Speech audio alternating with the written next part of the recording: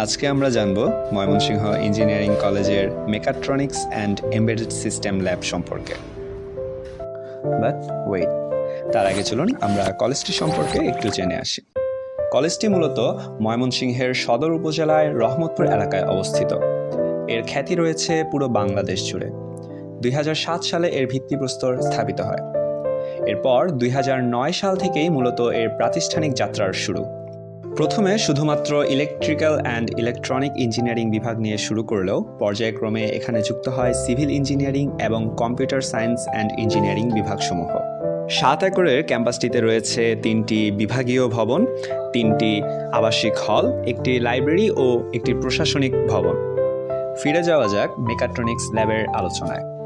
Mechatronics ল্যাবটি মূলত Tripoli ডিপার্টমেন্টেরই অন্তর্ভুক্ত একটি ল্যাব। ল্যাবটির পরিচালনায় রয়েছে বিভাগীয় প্রধান সহ অন্যান্য শিক্ষক মণ্ডলী। এছাড়াও সহযোগিতায় রয়েছে বর্তমানে অধ্যয়নরত শিক্ষার্থীবৃন্দ। মেকাট্রনিক্স ল্যাবে শিক্ষার্থীরা নানামুখী বিষয় নিয়েই কাজ করে থাকে। তার মধ্যে micro controller, micro electronics device সহ বিভিন্ন গবেষণামুখী কাজগুলো অন্যতম। এই ধরনের কাজে প্রয়োজনীয় সকল ধরনের অ্যাপারেটাস ও অত্যাধুনিক যন্ত্রপাতি নিয়ে সমৃদ্ধ এই ল্যাবটি।